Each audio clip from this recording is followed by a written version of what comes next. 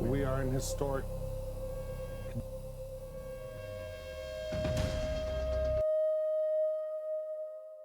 Jerusalén acaba de volver al centro de la atención mundial. En los últimos minutos, un acontecimiento inesperado registrado en la ciudad santa ha provocado una rápida reacción entre residentes, autoridades y miles de personas que siguen de cerca todo lo que ocurre en el lugar más profético de la Biblia. La ciudad que durante siglos ha ocupado un papel central en la historia y en las escrituras vuelve a ser escenario de un hecho que está generando preguntas dentro y fuera de Israel. Mientras unos buscan una explicación, otros creen que lo ocurrido merece una atención mucho mayor. Lo que está sucediendo en Jerusalén ya está dando de qué hablar, y para millones de creyentes, ninguna noticia procedente de esta ciudad pasa desapercibida. Dale me gusta, suscríbete al canal y comencemos. Y no hablo de un terremoto convencional. No hablo de una sacudida tectónica que pueda medirse en la escala de Richter y archivarse en algún informe gubernamental para ser olvidada la semana siguiente. Hablo de algo mucho más profundo, mucho más desconcertante, mucho más significativo. Un temblor que no sacudió solamente los cimientos de piedra de los edificios milenarios. Sacudió las certezas de científicos, generales, políticos y ciudadanos comunes por igual. Un temblor que parece haber despertado algo que llevaba dormido bajo la superficie de esa tierra sagrada durante milenios enteros. Mientras las tensiones geopolíticas en toda la región alcanzaban niveles que no se veían desde hace décadas, mientras las sirenas de alerta resonaban por los callejones estrechos de la ciudad vieja y los habitantes corrían buscando refugio, un sonido diferente. Un sonido que no provenía de ninguna alarma fabricada por manos humanas. Resonó desde las profundidades mismas de la tierra. Un retumbar grave, continuo, casi orgánico, que hizo vibrar el suelo directamente debajo del monte del templo. No fue una explosión. No fue el impacto de un proyectil, fue algo completamente diferente, algo que los sismógrafos registraron, pero que los sismólogos no pueden categorizar dentro de ningún parámetro conocido. Y aquí es donde la historia da un giro que desafía toda lógica convencional. Porque debajo del ruido geopolítico, debajo del caos de las sirenas y las evacuaciones, debajo del pánico comprensible de millones de personas que viven en una región al borde del conflicto armado, algo mucho más misterioso, mucho más antiguo, mucho más poderoso, estaba desenvolviéndose silenciosamente. Como una semilla que ha esperado pacientemente bajo la tierra durante 2500 años y que finalmente, en este preciso instante de la historia, decidió germinar. Una alerta interna de seguridad transmitida a través de canales cifrados que normalmente solo manejan las más altas esferas del aparato militar, fue interceptada por fuentes que prefieren mantenerse en el anonimato. El mensaje era breve, directo y absolutamente escalofriante en su simplicidad. Decía únicamente: «El santuario está en nuestras manos». Esas 6 palabras provocaron una reacción en cadena que todavía se está desarrollando mientras grabo estas palabras, porque esa frase no es nueva. Esa frase tiene un eco histórico que cualquier estudioso de la historia de esta tierra reconocería instantáneamente. Es casi idéntica a las palabras pronunciadas en un momento crucial del pasado, un momento que cambió para siempre el destino de este lugar. Y el hecho de que reaparezca ahora, en este contexto, en medio de estos acontecimientos inexplicables, no puede ser una simple coincidencia. En el terreno, mientras los equipos de seguridad intentaban evaluar la situación y las autoridades emitían comunicados contradictorios, algo extraordinario estaba sucediendo junto a las antiguas murallas. Los ancianos de la comunidad, hombres y mujeres que han dedicado sus vidas enteras al estudio de las escrituras sagradas, no estaban huyendo. No estaban buscando refugio en los búnkeres subterráneos como el resto de la población civil.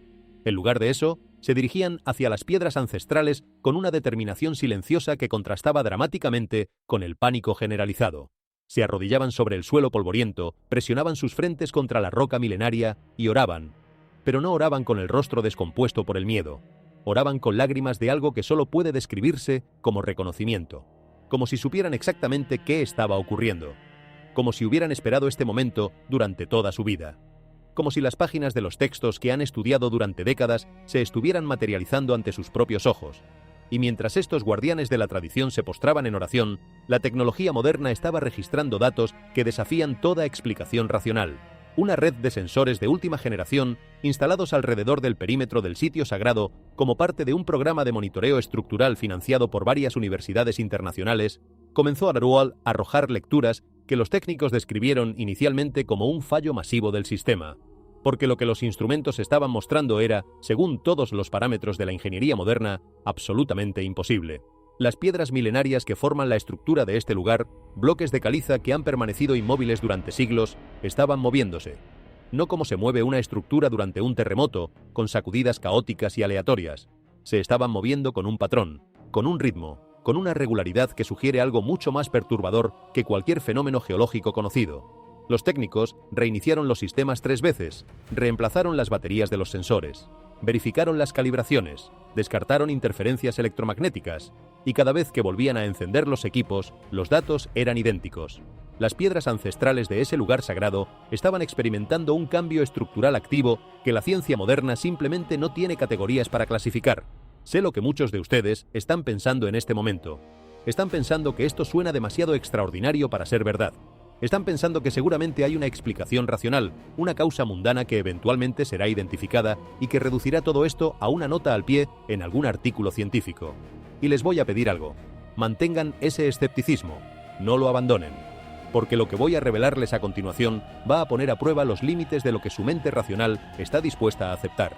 Y cuando lleguen al final de esta información, cuando hayan escuchado cada detalle, cada medición, cada testimonio, quiero que se pregunten honestamente si el escepticismo todavía puede sostener el peso de toda la evidencia acumulada.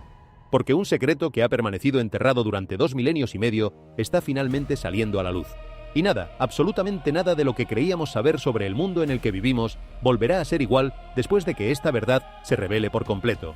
Si sienten en lo más profundo de su ser que no llegaron a este contenido por casualidad, si algo dentro de ustedes les dice que fueron guiados hasta aquí, en este preciso momento, por una razón que trasciende la simple curiosidad, entonces quiero que hagan algo ahora mismo. Dejen su marca, comenten debajo, compartan esto con las personas que aman antes de que desaparezca. Porque en los tiempos que estamos viviendo, la información que desafía las narrativas oficiales tiene una vida útil cada vez más corta. Ahora, para comprender la magnitud real de lo que está sucediendo, necesitamos retroceder en el tiempo. Necesitamos viajar miles de años hacia atrás y visitar un lugar específico que se encuentra en el corazón mismo de este misterio. Un lugar que ha sido objeto de profecías, disputas, guerras y obsesiones durante más tiempo del que la mayoría de las civilizaciones han existido. Estoy hablando de la Puerta Oriental, también conocida como la Puerta Dorada. Es el acceso más antiguo que conduce al monte del Templo en Jerusalén. Y su historia es tan fascinante como perturbadora. Para dimensionar lo que representa esta puerta necesitamos entender primero su contexto geográfico y espiritual. El monte del Templo no es simplemente una colina en medio de una ciudad antigua. Es, según las tradiciones de las 3 grandes religiones monoteístas, el punto exacto donde lo divino y lo terrenal se encuentran. Es el lugar donde, según la tradición, se colocó la piedra fundacional del mundo, donde se levantaron los templos más sagrados de la antigüedad, donde se realizaron los rituales que, según los creyentes, mantenían el equilibrio entre el cielo y la tierra. Y la puerta oriental es la entrada principal a ese espacio sagrado. No cualquier entrada. La entrada, la que, según las escrituras proféticas, está reservada para un propósito tan trascendental que ningún ser humano ordinario debería cruzarla. Es la puerta por la que, según la profecía del antiguo vidente Ezequiel, habría de entrar una presencia divina. Y precisamente por esa razón, esa misma profecía declaró que la puerta permanecería sellada, cerrada, clausurada, hasta el momento designado. Piensen en esto por un momento. Una profecía pronunciada hace más de 25 siglos, en una época en la que Jerusalén era apenas una ciudad amurallada, rodeada de imperios que la codiciaban, declaró que una puerta específica sería sellada.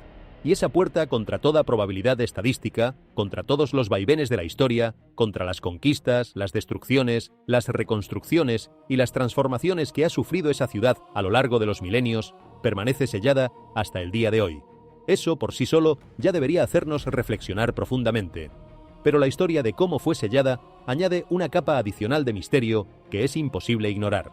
En el año 1541, el sultán Suleimán el Magnífico, gobernante del vasto y poderoso imperio otomano, ordenó que la puerta oriental fuera clausurada con bloques masivos de piedra.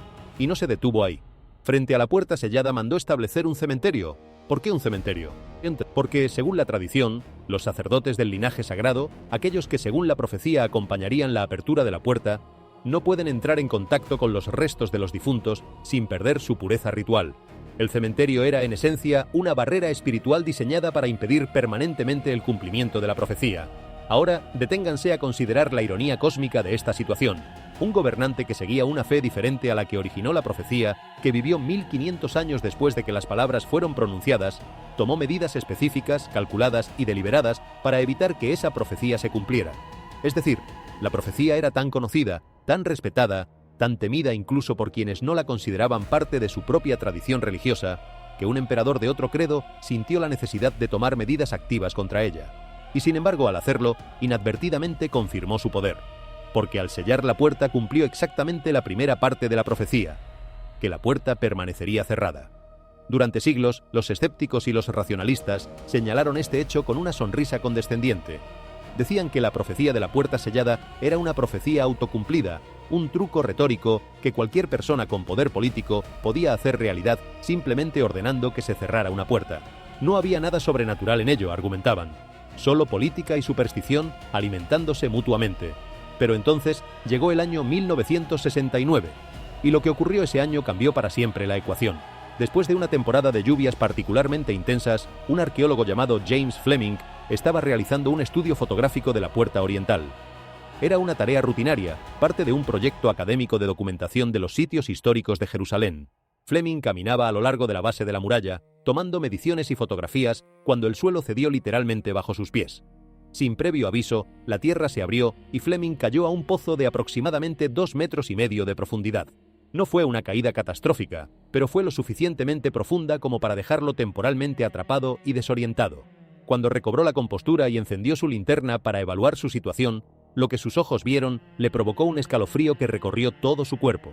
Ahí, debajo de la puerta sellada, debajo de los bloques de piedra que Suleimán había colocado hace más de 4 siglos, se encontraba una entrada antigua completamente intacta. Un arco de piedra perfectamente conservado, con una arquitectura que no correspondía al período otomano, ni al período cruzado, ni a ningún otro período posterior. Era mucho más antiguo, mucho más. Según la evaluación preliminar de Fleming, lo que estaba viendo era una puerta original del período del primer templo, la puerta de la época de Salomón, una estructura que había permanecido oculta bajo capas de tierra y piedra durante casi 3000 años. Fleming no podía creer lo que estaba viendo. Tomó fotografías frenéticamente con su cámara mientras intentaba memorizar cada detalle arquitectónico del arco. Las piedras estaban talladas con una precisión extraordinaria. La mampostería tenía un estilo que los arqueólogos asocian específicamente con el período del primer templo. Y lo más sorprendente, la estructura estaba casi perfectamente conservada, como si el tiempo hubiera decidido suspender sus efectos en ese espacio subterráneo. Lo que ocurrió después es tan perturbador como el descubrimiento mismo. Cuando Fleming logró salir del pozo y reportó su hallazgo a las autoridades competentes, la respuesta no fue la que cualquier persona razonable esperaría. No hubo una expedición arqueológica. No hubo un equipo internacional de expertos convocado para estudiar el descubrimiento. No hubo conferencias de prensa ni artículos en revistas científicas. En lugar de todo eso, en menos de 24 horas, las autoridades enviaron un equipo de construcción que vertió toneladas de concreto directamente en el pozo, sellando para siempre el acceso al arco antiguo. 24 horas. Eso fue todo el tiempo que el mundo tuvo para asomarse a un secreto de 3000 años antes de que fuera nuevamente enterrado bajo cemento moderno. ¿Por qué la prisa? ¿Qué amenaza podía representar un arco de piedra antiguo para justificar una acción tan drástica y tan rápida? Fleming pasó el resto de su carrera haciéndose esas preguntas, y la mayoría de ellas nunca fueron respondidas oficialmente. Pero aquí es donde la historia se pone verdaderamente interesante. Porque un informe geológico clasificado, elaborado por un equipo técnico que tuvo acceso al sitio durante las pocas horas que el pozo permaneció abierto, fue filtrado años después a través de canales no oficiales.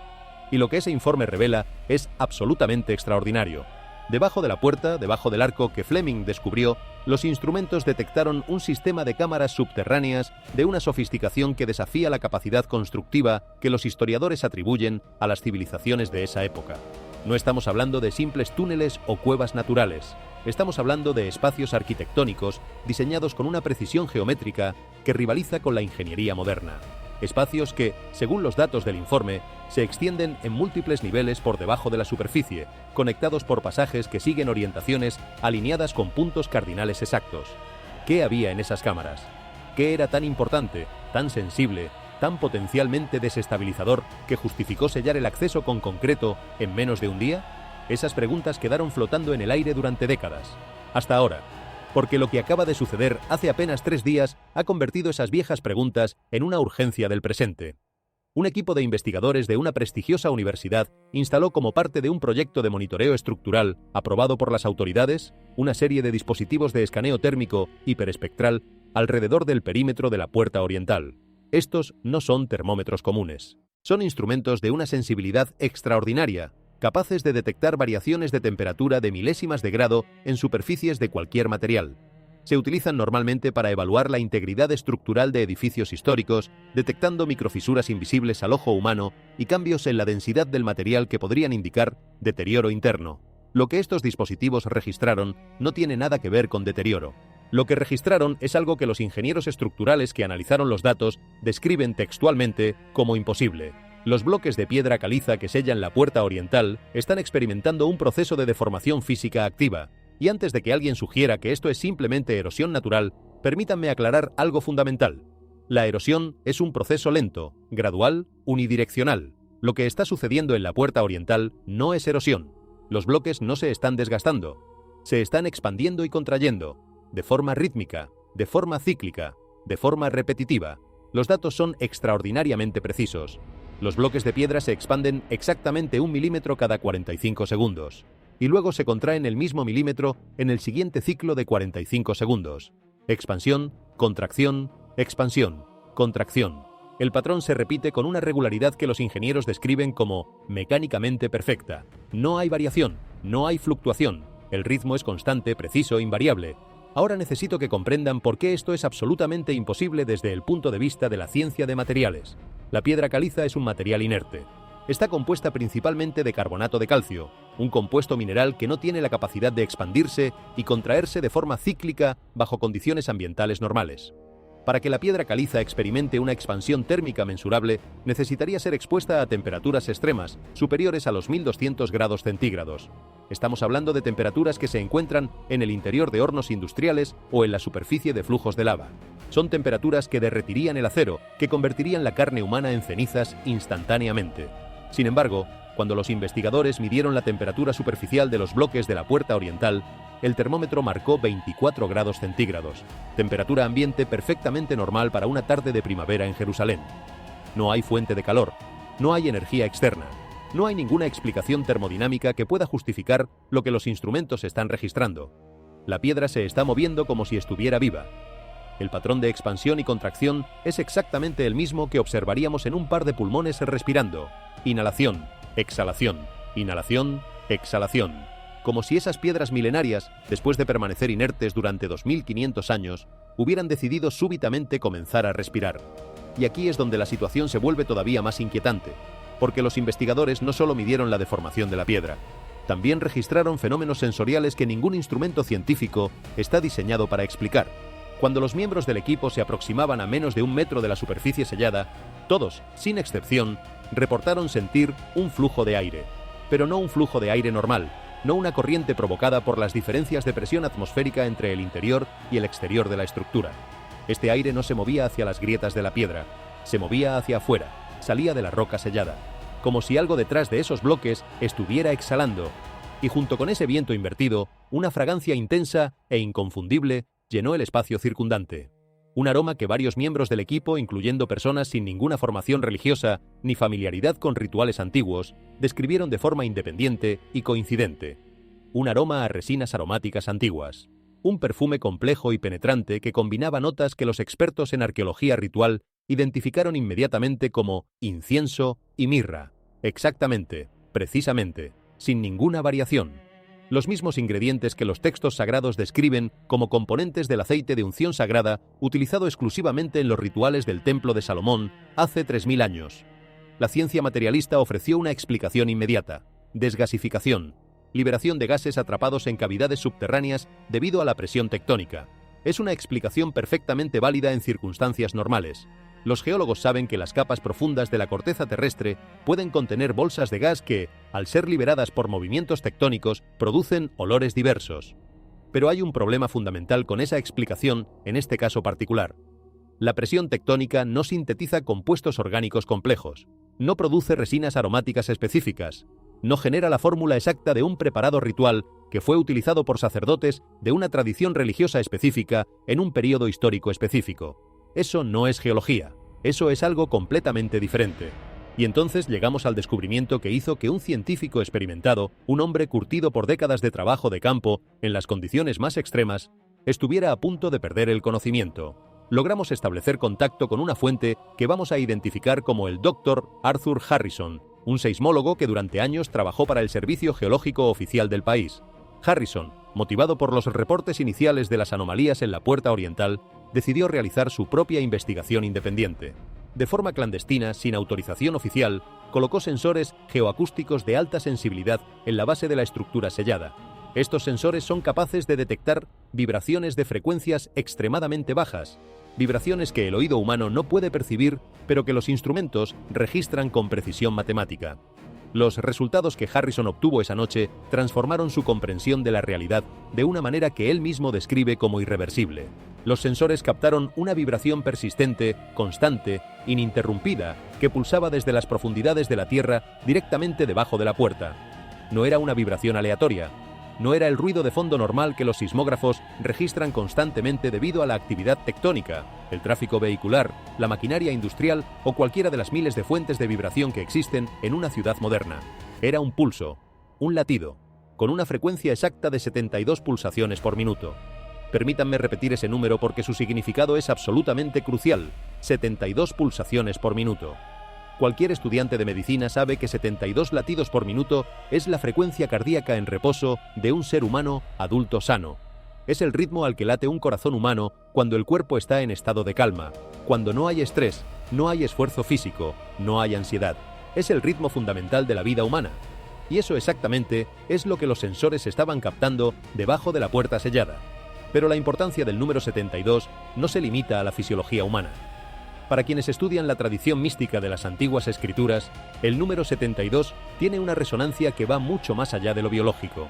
Según la numerología sagrada, 72 es exactamente el número de caracteres que componen el nombre secreto e impronunciable del Creador. Es un número que aparece una y otra vez en los textos más esotéricos y reverenciados de la tradición. Es un número que los cabalistas han estudiado durante siglos como una cifra que contiene en sí misma la codificación matemática de lo divino. Y ese número, esa frecuencia exacta, es lo que la Tierra debajo de la puerta oriental está pulsando. Los científicos escépticos, por supuesto, tuvieron una respuesta preparada. Sugirieron que la vibración era simplemente un eco del sistema municipal de bombeo de agua subterránea. Las bombas hidráulicas que distribuyen agua a los diferentes sectores de la ciudad generan vibraciones de baja frecuencia que se transmiten a través del suelo rocoso y que podrían teóricamente ser captadas por sensores suficientemente sensibles. Era una explicación razonable, lógica y completamente consistente con la física conocida, excepto por un pequeño detalle. Un detalle que demolió esa explicación con la fuerza de un mazo sobre cristal. Los registros municipales confirman, de forma documentada y verificable, que la totalidad de la red de agua subterránea de la ciudad había sido cerrada completamente esa noche específica para trabajos de mantenimiento programados. Cada bomba estaba apagada. Cada válvula estaba cerrada. El sistema hidráulico completo estaba inactivo. No había absolutamente ninguna maquinaria funcionando en el subsuelo de la ciudad que pudiera generar esas vibraciones, y sin embargo, el latido continuaba. Rítmico, constante, imperturbable, y según los datos de Harrison, no solo continuaba. Se estaba haciendo más fuerte. Con cada hora que pasaba, la amplitud de las pulsaciones aumentaba de forma mensurable.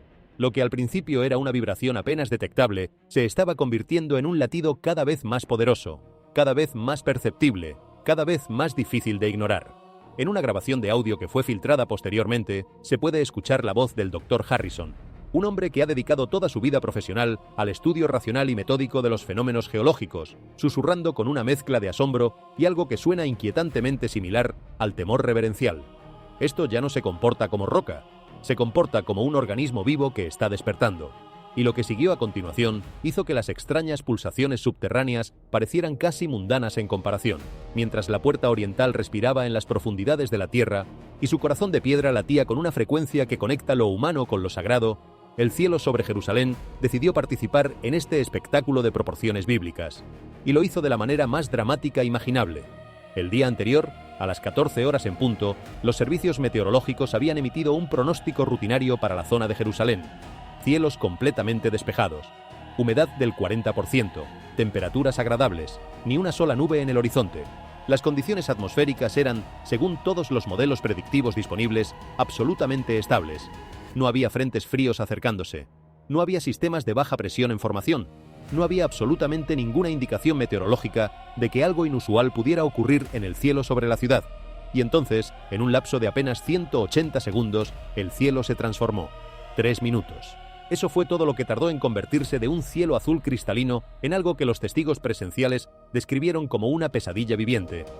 nubes de una densidad antinatural, de un negro tan profundo que parecían absorber la luz del sol como agujeros negros atmosféricos, se materializaron directamente sobre el perímetro de la ciudad vieja. No se formaron en el horizonte y se acercaron gradualmente como ocurre con cualquier sistema tormentoso normal. No evolucionaron lentamente a partir de formaciones de cúmulus como dictan los principios básicos de la meteorología. Simplemente aparecieron, de la nada, como si alguien hubiera pulsado un interruptor cósmico. Y lo que cayó de esas nubes no fue lluvia, fue hielo. Pero no granizo ordinario. Eran proyectiles de hielo del tamaño de toronjas, algunos con un peso cercano a los 700 gramos, que se precipitaban desde la atmósfera a velocidades de casi 150 km por hora. El impacto fue catastrófico e instantáneo. Los cristales de las ventanas de los edificios modernos no se agrietaron, se pulverizaron. Se convirtieron literalmente en polvo. Las cubiertas de lona de los antiguos mercados, estructuras que habían resistido décadas de sol inclemente y lluvias estacionales, fueron despedazadas como si estuvieran hechas de papel. El ruido era ensordecedor, el pánico, absoluto. La gente corría desesperadamente buscando cualquier tipo de cobertura, resbalando sobre las calles cubiertas de hielo, gritando, cayendo, arrastrándose hacia las entradas de los refugios subterráneos. Los meteorólogos se apresuraron a emitir una explicación. Lo llamaron una supercelda localizada extremadamente rara, generada por cambios climáticos rápidos e impredecibles. Es un término técnico que suena impresionante y que normalmente resulta satisfactorio para los medios de comunicación y para el público general. Pero cuando se examinan los detalles, esa explicación se desmorona como un castillo de arena frente a una ola. Una supercelda es un sistema tormentoso complejo que requiere condiciones atmosféricas muy específicas para formarse. Necesita gradientes de temperatura significativos entre capas atmosféricas, necesita cizalladura del viento, necesita humedad abundante, necesita inestabilidad convectiva y, lo más importante, necesita tiempo para desarrollarse. Las superceldas no aparecen de la nada, evolucionan gradualmente a lo largo de horas a medida que las condiciones atmosféricas se alinean. Son rastreables, predecibles y, en la mayoría de los casos, los servicios meteorológicos pueden emitir alertas con suficiente antelación como para que la población se prepare. Nada de eso ocurrió aquí. Esta tormenta se formó en 3 minutos. 3 minutos. Desde un cielo perfectamente despejado, sin ningún precursor detectable, y se confinó a un área que no excedía los 5 kilómetros cuadrados. Un área que, cuando se superpone en un mapa de la ciudad, enmarca con una precisión geométrica casi perfecta el perímetro exacto del Monte del Templo. ¿Coincidencia? ¿Realmente podemos seguir llamando coincidencia a un fenómeno meteorológico que se forma instantáneamente, sin precursores, sobre un área geográfica tan específica y tan cargada de significado histórico y espiritual? Esa es la pregunta que cada persona que escucha esta información tiene que hacerse. Pero la tormenta fue solo el telón de fondo de algo mucho más espectacular. Porque en medio de esa furia de hielo y oscuridad, miles de personas levantaron sus teléfonos y apuntaron sus cámaras hacia el cielo. Y lo que capturaron hizo que las comunidades religiosas del mundo entero estallaran en un fervor que no se había visto en décadas. Entre los destellos cegadores de los relámpagos, las masas de nubes oscuras comenzaron a reorganizarse de una forma que desafía toda explicación aerodinámica. No se dispersaban al azar como hacen normalmente las nubes bajo la influencia de los vientos de tormenta. Se estaban ensamblando, configurando, estructurando, adoptando una forma que era inconfundible para cualquier persona familiarizada con la iconografía religiosa de los últimos 2000 años. Una silueta colosal, luminosa, resplandeciente en medio de la oscuridad, que mostraba lo que incontables testigos presenciales describieron de forma independiente y unánime, como una figura humana envuelta en vestiduras largas, con los brazos extendidos en un gesto de acogida universal, rodeada de formas aladas que evocaban irresistiblemente las descripciones bíblicas de los querubines. Miles de fotografías, cientos de videos, capturados desde diferentes ángulos, diferentes ubicaciones, diferentes dispositivos, todos mostrando la misma formación, la misma silueta, la misma estructura luminosa suspendida en medio de la tormenta más violenta que Jerusalén ha experimentado en un siglo.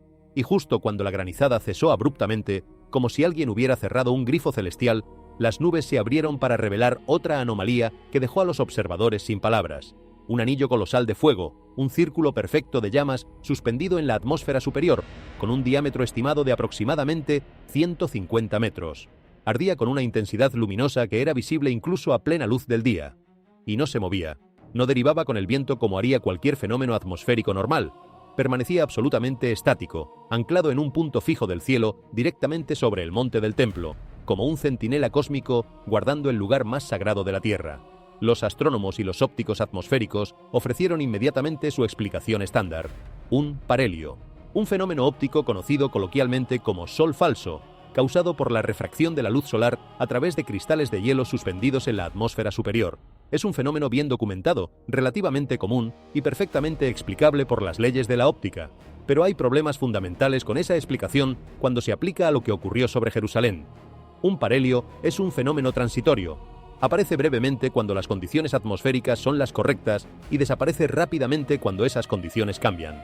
Lo que apareció sobre Jerusalén permaneció visible, estático e inalterado durante exactamente 42 minutos y 18 segundos. No se desvaneció gradualmente, no cambió de forma, no se movió ni un centímetro de su posición original. Permaneció ahí, inmóvil, ardiendo con una intensidad constante, desafiando cada modelo de comportamiento atmosférico conocido. Además, los parhelios son fenómenos que dependen de la posición del Sol en el horizonte. Se forman típicamente cuando el Sol está relativamente bajo, cerca del amanecer o el atardecer. Este anillo de fuego apareció a las 2 de la tarde, cuando el Sol estaba cerca de su punto más alto en el cielo. Las condiciones ópticas simplemente no son compatibles con la formación de un parhelio a esa hora del día, a esa latitud, con esas condiciones atmosféricas.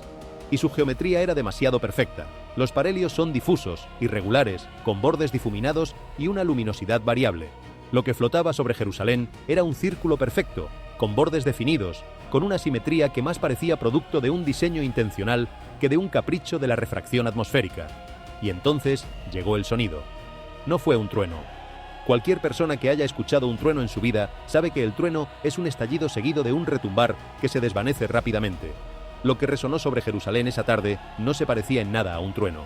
Era una nota profunda, sostenida, con una cualidad metálica y resonante que vibró en el aire durante minutos enteros sin disminuir su intensidad. Era un sonido que se sentía tanto como se escuchaba, una frecuencia tan baja que hacía vibrar los huesos, los órganos internos, las paredes de los edificios, los cristales que habían sobrevivido al granizo. Los que lo escucharon, y fueron cientos de miles de personas en toda la ciudad, lo describieron de formas notablemente similares. Algunos dijeron que sonaba como una trompeta ancestral, el instrumento ritual que se ha utilizado en ceremonias sagradas durante milenios. Otros lo compararon con los sonidos que las tradiciones apocalípticas describen como las trompetas que anuncian el fin de una era y el comienzo de otra. Todos coincidieron en que el sonido no provenía de ningún punto específico del horizonte. No venía del norte, ni del sur, ni del este, ni del oeste. Venía de todas partes simultáneamente. Como si la propia atmósfera se hubiera convertido en un instrumento resonante que estaba siendo tocado por una mano invisible. Especialistas en acústica de una de las instituciones tecnológicas más prestigiosas del país analizaron el espectro de frecuencias del sonido utilizando grabaciones realizadas desde múltiples puntos de la ciudad.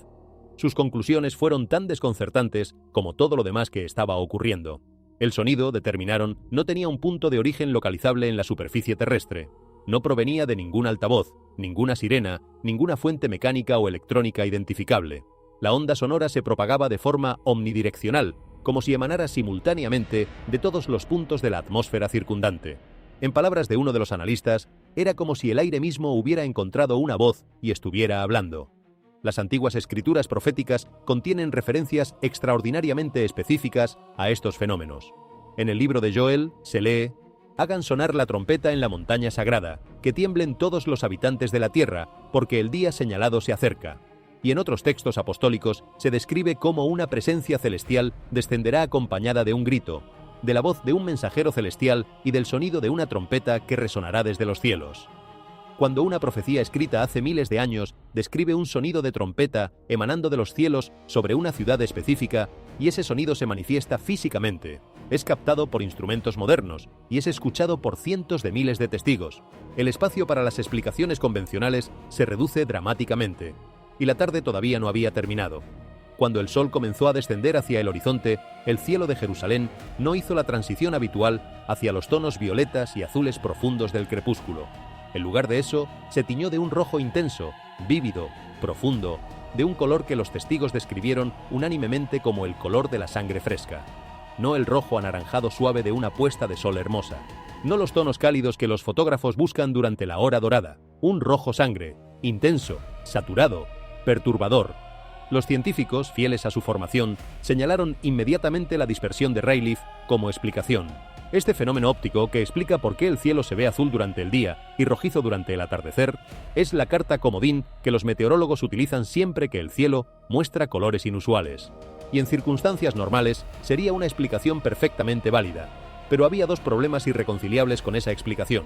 Primero, la saturación del color era 3 veces mayor que cualquier puesta de sol registrada en los archivos meteorológicos de la región. Los instrumentos de medición óptica confirmaron que la longitud de onda dominante y la intensidad del rojo excedían todos los parámetros conocidos. No era una puesta de sol particularmente bonita, era algo cualitativamente diferente, algo que los instrumentos nunca habían registrado antes. Segundo, y esto es lo verdaderamente inexplicable, el fenómeno era exclusivo de Jerusalén. Las ciudades costeras cercanas, a apenas 60 kilómetros de distancia, experimentaron un atardecer completamente normal. Tonos dorados y anaranjados suaves, exactamente como los modelos meteorológicos habían predicho. No había ninguna condición atmosférica diferencial entre ambas ubicaciones que pudiera justificar una diferencia tan drástica en la apariencia del cielo. Las mismas capas atmosféricas, la misma humedad, la misma composición del aire.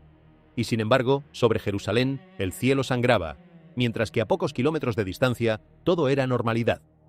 Las escrituras del libro de la Revelación describen este fenómeno con una precisión que resulta estremecedora cuando se lee a la luz de estos acontecimientos. El sol se oscureció como tela de cilicio y la luna se volvió como sangre. La convergencia simultánea de todos estos fenómenos durante una sola tarde desafía toda explicación estadística.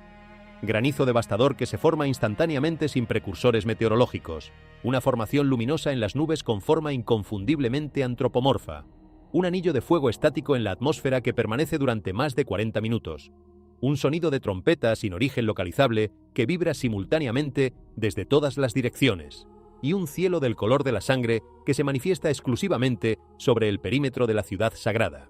Cada uno de estos eventos, tomado individualmente, podría ser descartado como una anomalía atmosférica rara pero explicable, pero cuando todos ocurren simultáneamente, en el mismo lugar, durante la misma tarde, en el mismo momento en que la tierra debajo de la puerta más sagrada del mundo está latiendo como un corazón vivo, la probabilidad de que todo sea coincidencia se vuelve astronómicamente pequeña.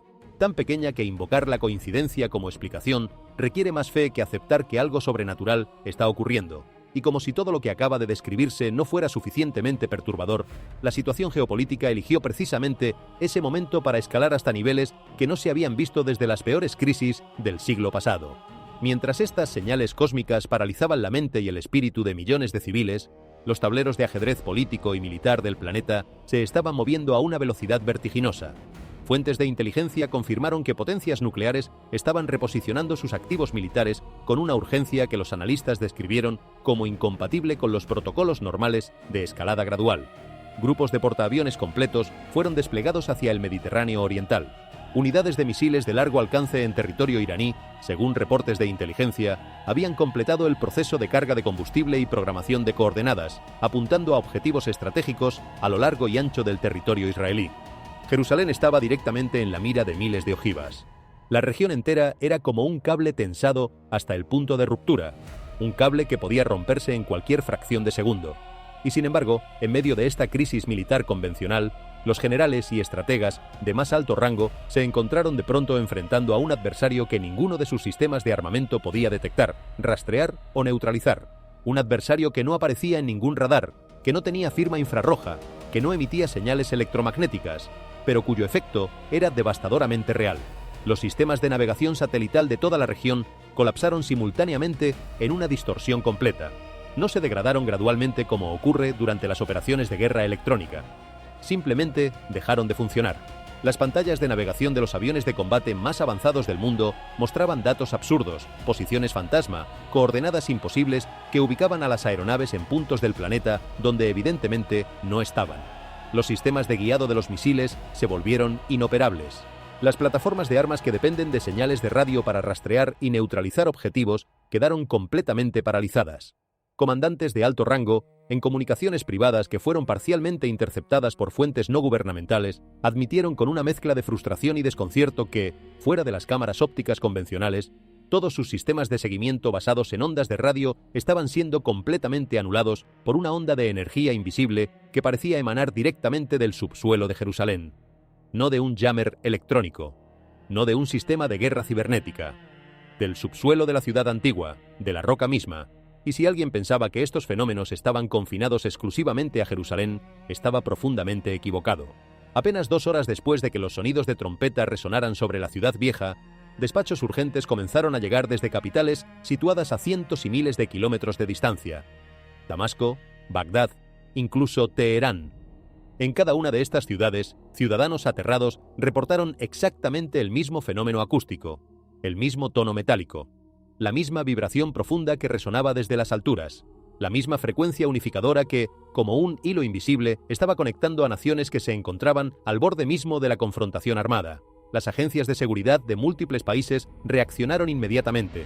Sospecharon que se trataba de un arma psicológica avanzada, un sistema de infrasonido capaz de proyectar frecuencias extremadamente bajas sobre grandes poblaciones para inducir miedo, confusión y desorganización. Es un concepto que existe en los manuales teóricos de guerra no convencional, pero existe como concepto teórico, no como capacidad real desplegable. Y aquí está la razón por la que esa explicación no funciona.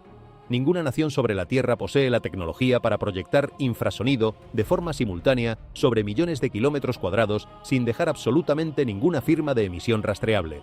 Los sistemas de guerra acústica conocidos tienen alcances limitados, requieren fuentes de energía masivas claramente identificables y dejan firmas electromagnéticas que los sistemas de inteligencia detectan inmediatamente. Nada de eso fue detectado.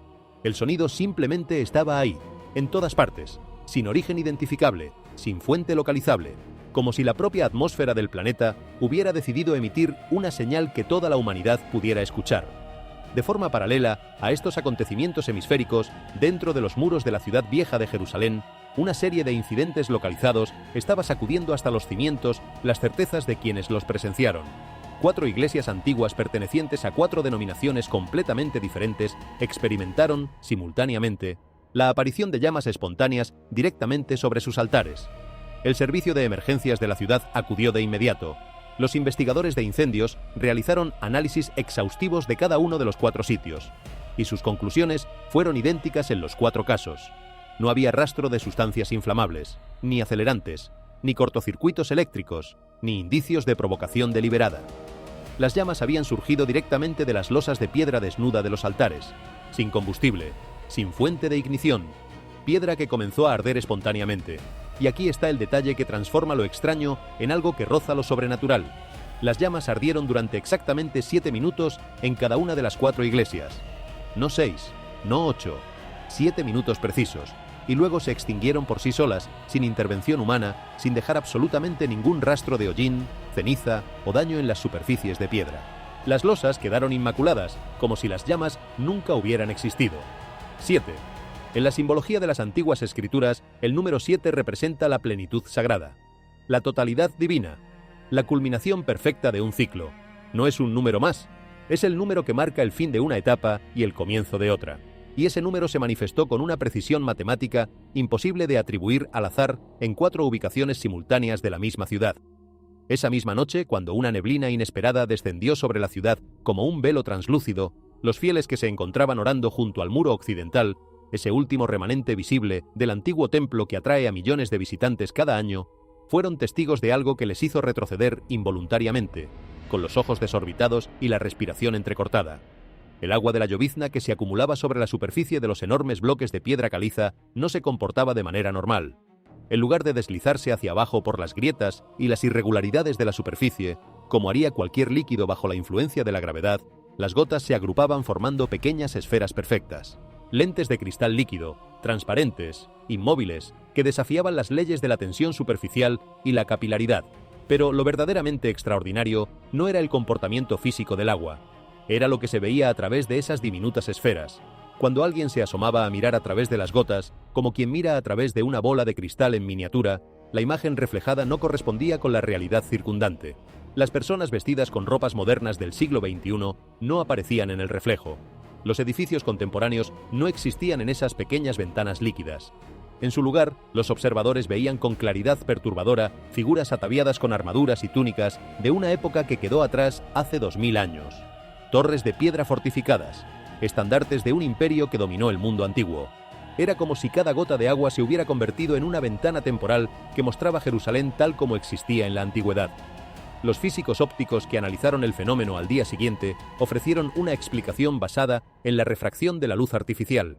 Argumentaron que las lámparas de vapor de sodio del alumbrado público, al interactuar con la superficie convexa de las gotas de agua sobre la piedra caliza húmeda, podían crear distorsiones ópticas que el cerebro humano interpretaría como imágenes reconocibles. Pareidolia lo llamaron, la tendencia del cerebro a encontrar patrones familiares en estímulos aleatorios. Es el mismo fenómeno que nos hace ver rostros en las nubes o en las manchas de humedad, excepto que cientos de fotografías tomadas con cámaras analógicas, cámaras de película pura, sin ningún procesamiento digital, sin filtros, sin software de mejora de imagen, sin ningún mecanismo que pudiera alterar la captura, mostraron exactamente las mismas imágenes antiguas. No eran artefactos digitales, no eran glitches del sensor, no eran ilusiones ópticas fugaces que solo existían en la percepción subjetiva de observadores sugestionables. Estaban ahí, registradas en película fotográfica física, imágenes de un pasado que debería existir solamente en los libros de historia, manifestándose en las gotas de agua sobre las piedras más sagradas del mundo. Cada sistema físico, cada instrumento meteorológico, cada herramienta óptica de la que disponemos estaba siendo absorbido por un vórtice que no responde a las categorías de la ciencia convencional, y cada señal, cada camino, cada línea de evidencia convergía violentamente hacia un único punto, hacia la gran puerta de la historia humana. Porque el verdadero clímax de esta secuencia de eventos imposibles comenzó cuando la Tierra física demostró que ya no podía contener la presión espiritual que se había estado acumulando durante milenios.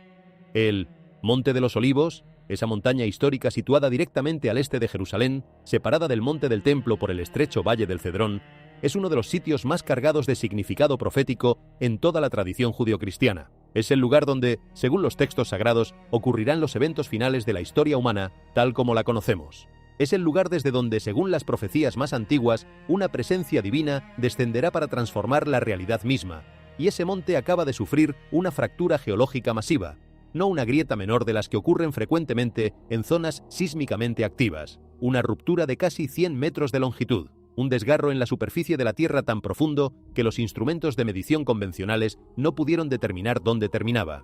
La sonda geológica simplemente descendía y descendía sin encontrar fondo. Y la orientación de esa fractura no era aleatoria, corría en una línea perfectamente recta, de este a oeste, como una flecha apuntando directamente al corazón de la puerta oriental. Los geólogos gubernamentales emitieron de inmediato un comunicado de emergencia. Atribuyeron la fractura a un desplazamiento natural en el sistema de fallas que atraviesa la región, el mismo sistema tectónico que ha producido terremotos en esta zona durante miles de años. Desde un punto de vista puramente geológico, es una explicación perfectamente válida.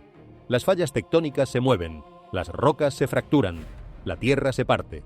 Sucede constantemente en zonas sísmicamente activas de todo el mundo. Pero las preguntas que esa explicación no responde son las que realmente importan. ¿Por qué esta fractura específica, en este momento específico de la historia?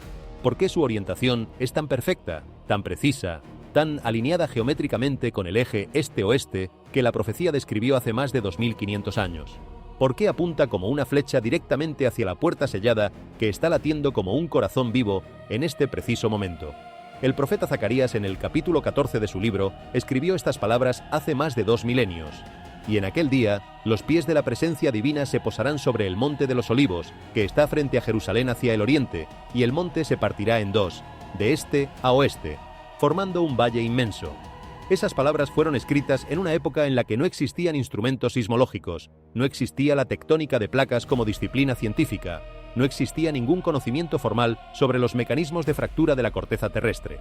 Y sin embargo, la descripción coincide con lo que acaba de ocurrir con una precisión que resulta imposible de atribuir a la casualidad. Y los fenómenos alrededor de la fractura multiplicaron la perplejidad de quienes los presenciaron. Los olivos antiguos que pueblan las laderas de esa montaña, árboles que según los estudios dendrocronológicos tienen más de 2000 años de antigüedad, árboles que según la tradición local estaban ya ahí cuando la ciudad fue reconstruida después de la gran destrucción del año 70, esos árboles hicieron algo que los botánicos describen como biológicamente imposible para esa especie en esa estación del año. Florecieron espontáneamente, de la noche a la mañana. Pasaron de su estado normal de reposo estacional a una floración plena y abundante, produciendo frutos densos fuera de todo ciclo reproductivo conocido. Y sus hojas cambiaron de color. El verde plateado característico de la hoja del olivo se transformó en un dorado radiante que brillaba bajo la luz del sol con una intensidad que los observadores describieron como casi metálica. Los biólogos sugirieron una respuesta de estrés extremo, provocada por la entrada súbita de agua geotérmica caliente desde la fisura recién abierta. Las plantas, bajo condiciones de estrés severo, pueden efectivamente alterar sus ciclos reproductivos y modificar la pigmentación de sus hojas como mecanismo de supervivencia. Es un fenómeno documentado. Pero los historiadores tenían una perspectiva diferente. Y su perspectiva convirtió un dato botánico curioso en algo mucho más ominoso. Porque la última vez que se documentó esta misma combinación de floración espontánea, fuera de temporada y cambio de coloración en los olivos del monte, fue en el año 70 de la Era Común, exactamente 3 días antes de que los ejércitos del general romano marcharan sobre la ciudad y demolieran el segundo templo hasta sus cimientos, inaugurando una dispersión de 2000 años que cambió el curso de la historia humana. Esto no es botánica, esto es una señal, un heraldo. Un anuncio silencioso pero inconfundible de que una transición de proporciones históricas está a punto de ocurrir. Y entonces llegamos al acontecimiento que conecta todos estos hilos en un tapiz que resulta imposible de ignorar. ¿Recuerdan la barrera que fue diseñada específicamente para impedir el cumplimiento de la profecía? El cementerio que el sultán Suleimán estableció frente a la puerta oriental hace casi 5 siglos, colocado allí como un obstáculo ritual deliberado para evitar que los sacerdotes del linaje sagrado pudieran acercarse a la puerta sin perder su pureza ceremonial. Esa barrera que durante casi 500 años sirvió como el argumento definitivo de quienes afirmaban que la profecía nunca podría cumplirse porque las condiciones físicas habían sido alteradas permanentemente por la intervención humana.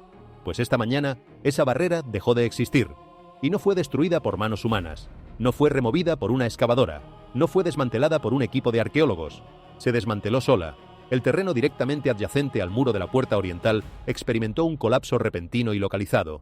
No fue un deslizamiento de tierra generalizado. No fue un hundimiento progresivo del tipo que ocurre cuando las cavidades subterráneas ceden gradualmente bajo el peso de la superficie. Fue un evento preciso, quirúrgico, imposiblemente selectivo.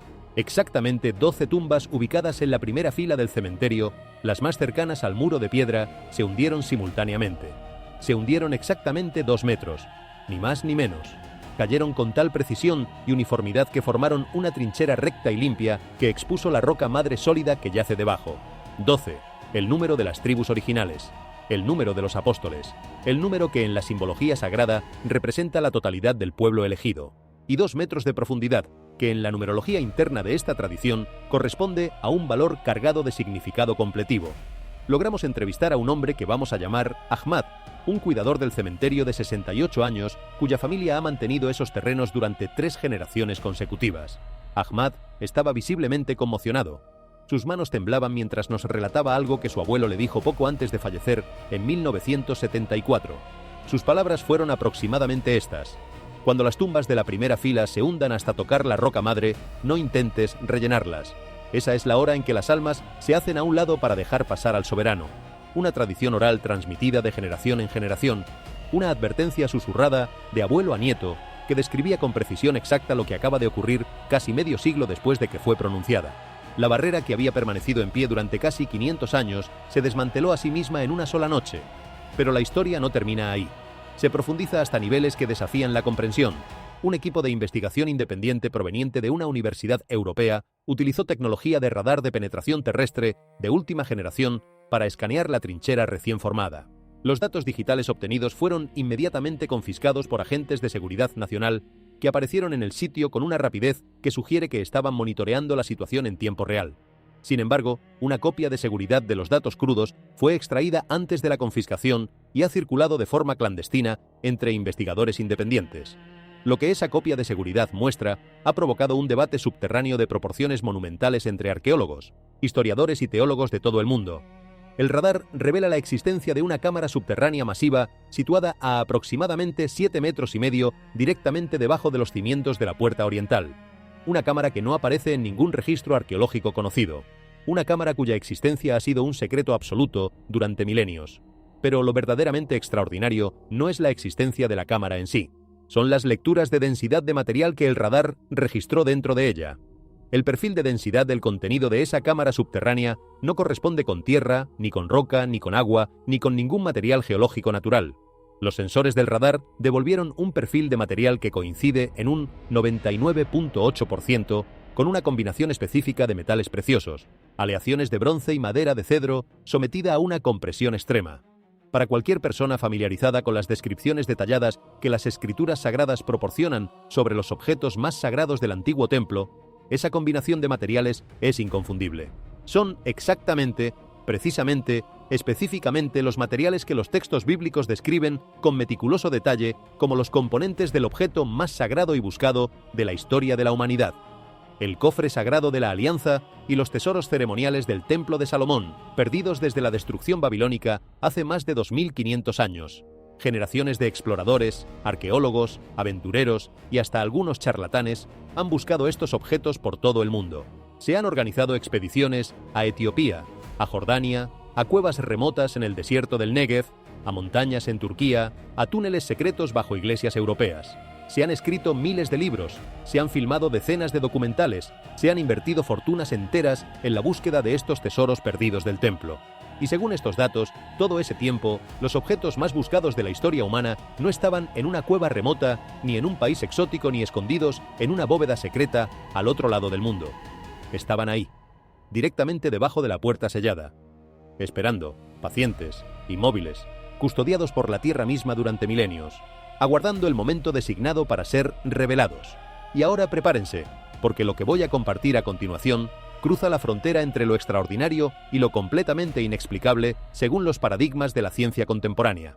En Jerusalén, un proyecto de investigación genética de altísimo nivel de confidencialidad, conocido internamente por un nombre que hace referencia al linaje sacerdotal más antiguo de la tradición, ha estado trabajando durante años en el seguimiento de varones que portan un marcador genético específico en su cromosoma Y.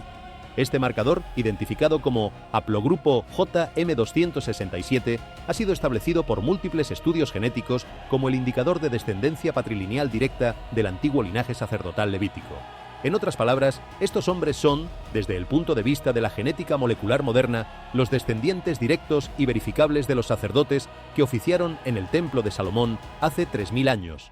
Dentro de las últimas 48 horas, 144 de estos individuos ubicados en diferentes ciudades, sin ningún contacto personal entre sí, sin ninguna conexión a través de redes sociales o aplicaciones de mensajería, sin absolutamente ningún medio de comunicación recíproca, fueron admitidos en centros médicos presentando síntomas idénticos. 144. Ese número, de todas las cifras posibles, fueron exactamente 144. Un número que en la tradición profética tiene una resonancia tan poderosa, tan específica, tan cargada de significado escatológico, que su mera aparición en este contexto resulta estremecedora. Los síntomas que presentaban eran tan uniformes como desconcertantes. Su temperatura corporal central se había elevado a exactamente 39.5 grados centígrados. No 39, no 40. Exactamente 39.5 en cada uno de los 144 casos. Y sin embargo, los análisis de sangre, los cultivos virales, las pruebas de detección de patógenos, todos los marcadores infecciosos estándar que la medicina utiliza para diagnosticar la causa de una fiebre, resultaron completamente normales. No había virus, no había bacteria, no había ningún agente infeccioso identificable que pudiera explicar la elevación de temperatura. Pero lo que verdaderamente desconcertó a los equipos médicos fueron las lecturas de los electroencefalogramas. Los registros de actividad cerebral de estos 144 hombres mostraban picos de actividad anómala concentrados específicamente en el lóbulo parietal, no en el lóbulo frontal, que está asociado con la toma de decisiones y el pensamiento racional, no en el lóbulo temporal, que procesa el lenguaje y la memoria. En el lóbulo parietal, que es precisamente la región del cerebro que la neurociencia moderna ha identificado como el centro de la percepción espacial y de forma particularmente relevante de las experiencias que los investigadores denominan conciencia espiritual o percepción trascendente, y los 144 hombres, de forma completamente independiente, sin saber que otros estaban experimentando lo mismo, reportaron haber escuchado una voz. No una voz interior, no un pensamiento propio, no una alucinación auditiva difusa del tipo que se asocia con patologías psiquiátricas, una voz clara, articulada, que hablaba en un hebreo antiguo de una pureza que los lingüistas que analizaron las transcripciones describieron como anterior al período del exilio babilónico. Un hebreo que ya no existe en el habla viva de ninguna comunidad humana sobre la tierra. Un hebreo que solo se encuentra en los manuscritos más antiguos de las Escrituras. Y esa voz repetía un conjunto específico de coordenadas geográficas, seguido de una directiva única que cada uno de los 144 hombres repitió de forma idéntica, palabra por palabra, sin variación. Purifiquen sus vestiduras. El tiempo se ha cumplido. Un genetista principal que supervisó el proyecto, un hombre que se había identificado públicamente como ateo durante toda su carrera profesional, un científico que había dedicado décadas a demostrar que la experiencia religiosa es un fenómeno puramente neurológico sin fundamento en la realidad objetiva, presentó su renuncia ese mismo día. En una declaración dirigida a sus colegas, dijo algo que ha reverberado por todo el mundo científico. He pasado toda mi vida profesional demostrando que la religión no es más que un mecanismo psicológico. Pero esta vez, su material genético está reescribiendo activamente su propio código siguiendo instrucciones de un programa externo que no puedo identificar ni explicar. No tengo más remedio que reconocer que estaba equivocado. Un genetista que renuncia a su ateísmo no porque haya tenido una experiencia mística personal, no porque haya sido convencido por argumentos filosóficos o teológicos, sino porque los datos crudos de sus propios instrumentos le mostraron algo que su marco conceptual simplemente no puede acomodar. Los datos lo obligaron a reconsiderar todo lo que creía saber. La cadena de acontecimientos alcanzó su momento de máxima intensidad al amanecer del día de hoy. Y lo que ocurrió en ese amanecer merece ser relatado con la mayor precisión posible, porque representa quizás el evento más extraordinario de toda esta secuencia. La hora exacta fue las 5:42 de la mañana, con 11 segundos. El sol apenas comenzaba a asomar sobre las montañas del este, proyectando sus primeros rayos dorados sobre las terrazas de piedra de la ciudad antigua. La luz del alba tenía esa cualidad cristalina que solo existe durante los primeros segundos del amanecer, cuando la atmósfera está más limpia y los colores del mundo parecen más intensos, más vivos, más reales que en cualquier otro momento del día. Directamente sobre la ciudad, a una altitud de exactamente 5.600 metros, 3 pilotos de la Fuerza Aérea Nacional realizaban una patrulla rutinaria de vigilancia. Volaban las aeronaves de combate más avanzadas del mundo, cazas furtivos de quinta generación, equipados con los sistemas de sensores más sofisticados que la tecnología humana ha producido jamás. Mantenían una formación triangular cerrada, sincronizada, con la precisión milimétrica que solo pilotos de élite son capaces de sostener a esas altitudes y velocidades. Su misión era vigilancia estándar. Monitoreo del espacio aéreo durante un periodo de tensión regional elevada. Todo era rutina. Los sistemas funcionaban a plena capacidad. Las comunicaciones eran claras. Los instrumentos mostraban lecturas normales en todos los parámetros. Y entonces, en el milisegundo exacto en que el disco solar tocó la línea del horizonte, todo cambió. La voz del piloto líder irrumpió en el canal de comunicaciones militares cifrado. Su respiración era rápida, agitada. Los monitores de telemetría en la sala de control terrestre mostraron un pico instantáneo en su frecuencia cardíaca. Reportó, con la voz entrecortada de alguien que está viendo algo que su mente se niega a procesar, que la estructura icónica que ha dominado el horizonte de Jerusalén durante más de 1300 años había desaparecido. No se había desvanecido gradualmente, no se había difuminado, no se había oscurecido, simplemente había dejado de existir en el espacio físico. Como si alguien hubiera borrado un objeto de una fotografía con un software de edición, la estructura simplemente ya no estaba ahí, y en su lugar se alzaba algo completamente diferente. Una construcción colosal de 3 niveles, fabricada en lo que parecía ser oro macizo y enormes bloques de piedra labrada, con una arquitectura que ninguno de los 3 pilotos había visto jamás en la realidad, pero que todos reconocieron instantáneamente. Era la descripción exacta, medida por medida, proporción por proporción, del tercer templo tal como está descrito en los capítulos finales del libro del profeta Ezequiel. Cada puerta, cada atrio, cada dimensión, todo exactamente como fue descrito hace más de 2500 años. La visión duró exactamente 4 segundos. 4 segundos durante los cuales 3 pilotos de élite, entrenados para mantener la compostura bajo las condiciones más extremas de combate, se quedaron absolutamente paralizados contemplando una estructura que, según todas las leyes de la física conocida, no podía estar ahí, y a las 5 horas 42 minutos y 15 segundos la imagen desapareció. La estructura habitual reapareció en su lugar como si nada hubiera ocurrido. 30 minutos después, los 3 aviones recibieron la orden de realizar un aterrizaje de emergencia en una base aérea militar. Los pilotos fueron aislados inmediatamente, escoltados por personal de seguridad armado hasta una sala de reuniones subterránea bajo la pista de aterrizaje. Sus trajes de vuelo fueron confiscados. Sus grabadoras de datos de vuelo fueron retiradas y selladas. Los ingenieros de software militar y los programadores de aviónica se precipitaron a analizar los datos registrados durante esos 4 segundos. Su explicación inicial fue rápida, segura y firmemente anclada en el terreno de lo secular. Propusieron un ciberataque patrocinado por un Estado enemigo. Argumentaron que un adversario extranjero había desplegado un sistema de proyección holográfica espacial, un arma teórica basada en la manipulación de haces de láser de alta altitud capaz de proyectar imágenes tridimensionales hiperrealistas sobre un área objetivo para provocar agitación civil y religiosa masiva. Era una explicación que sonaba impresionante, que utilizaba terminología técnica sofisticada y que mantenía firmemente el fenómeno dentro de los límites de la tecnología conocida. Pero tenía un problema fundamental que la hacía insostenible, un problema que tiene que ver con cómo funcionan realmente los sensores de los aviones de combate más avanzados del mundo. Estos cazas no dependen de la visión simple del piloto para rastrear y analizar el mundo que los rodea. Están equipados con sistemas de detección electro-ópticos de una sofisticación extrema, sistemas que no capturan simplemente la luz visible, el estrecho rango del espectro electromagnético que el ojo humano puede percibir. Estos sistemas operan pasivamente en múltiples bandas del espectro, específicamente en el infrarrojo de onda media y el infrarrojo de onda larga. Estas son bandas del espectro electromagnético que detectan la radiación térmica, el calor real que emiten los objetos físicos. Si lo que los pilotos vieron hubiera sido una proyección holográfica, una ilusión óptica creada por la manipulación de la luz visible, los sensores infrarrojos de las aeronaves habrían visto directamente a través de la ilusión. Habrían continuado detectando la firma térmica constante e inalterable de la estructura real que supuestamente estaba oculta debajo de la proyección. Una proyección de luz no tiene masa, no tiene temperatura, no emite radiación infrarroja. Los sensores de los cazas la habrían ignorado completamente como lo que es, luz proyectada sin sustancia física. Pero eso no es lo que los datos de telemetría mostraron. Los registros clasificados de los sensores revelan una realidad que los ingenieros no pueden reconciliar con ningún modelo conocido de la física. Durante esos 4 segundos, la firma térmica de la estructura habitual desapareció completamente del espectro infrarrojo.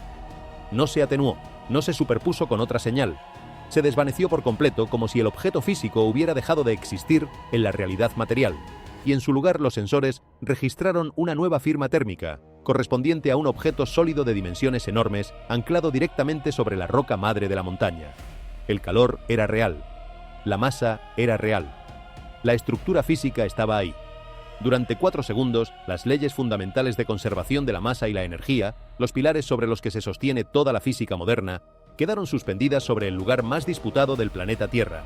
Cada pieza de evidencia física, biológica y tecnológica que hemos utilizado durante siglos para construir nuestra comprensión del mundo está siendo sometida a una presión que amenaza con fragmentarla. Los sensores militares más avanzados, diseñados para mapear la realidad con precisión matemática absoluta, están capturando fenómenos que no deberían existir dentro del marco de la física conocida. Los geólogos están observando cómo las placas tectónicas del planeta abandonan sus patrones independientes de movimiento para vibrar en sincronía con una frecuencia unificada centrada en una única puerta antigua. Los genetistas están contemplando cómo el material hereditario de un linaje específico de hombres está modificando su propia estructura bajo la influencia de un programa externo que ningún instrumento puede identificar. Lo que estamos presenciando no es una serie de anomalías, aisladas y desconectadas. Es una cuenta regresiva, una secuencia coordinada de eventos que apuntan, todos y cada uno de ellos, hacia un momento singular en el horizonte inmediato. Cada pieza de este rompecabezas, examinada individualmente, puede ser sometida a una explicación alternativa por parte de la ciencia convencional. La expansión de la piedra puede atribuirse a un fenómeno térmico desconocido. La fractura del monte puede atribuirse a la tectónica. El cielo rojo puede atribuirse a la dispersión atmosférica. El colapso del mercado puede atribuirse a errores de software. Pero cuando se colocan todas las piezas juntas, cuando se observa el patrón completo desde la distancia suficiente, la explicación secular se desmorona bajo el peso de su propia improbabilidad acumulada. Lo que queda cuando se retiran todas las explicaciones convenientes es una verdad que cada vez más personas en todo el mundo están comenzando a reconocer. Una fuerza inmensurablemente superior a la comprensión humana está dirigiendo activamente el curso de nuestra historia, nuestra geología, nuestra genética y nuestra tecnología hacia un punto de convergencia que ha sido anunciado desde los textos más antiguos de la civilización humana. El escenario cósmico está siendo preparado. La puerta, que ha permanecido cerrada durante 2500 años, está dando señales inequívocas de que se prepara para abrirse. El reloj de cuenta regresiva de 40 días se ha puesto en marcha con una certeza que no admite debate, y cada segundo que pasa nos acerca al momento final. Las profecías ancestrales, susurradas a través de los milenios de generación en generación, de escriba en escriba, de profeta en profeta, todas convergen en el mismo punto. Cuando la puerta oriental se abra, el orden antiguo del mundo se disuelve y una realidad completamente nueva comienza. No es un cambio de gobierno, no es una reestructuración económica, no es una transición de poder político de un bloque a otro, es un cambio fundamental en la naturaleza misma de la existencia. un reinicio de las coordenadas sobre las que se construye todo lo que conocemos. Y la pregunta más importante en este momento no es lo que los científicos afirman en sus artículos revisados por pares. No es lo que los políticos están planificando febrilmente en sus salas de crisis subterráneas. No es lo que los analistas financieros predicen para los mercados globales. La pregunta ya no es siquiera si la puerta se abrirá.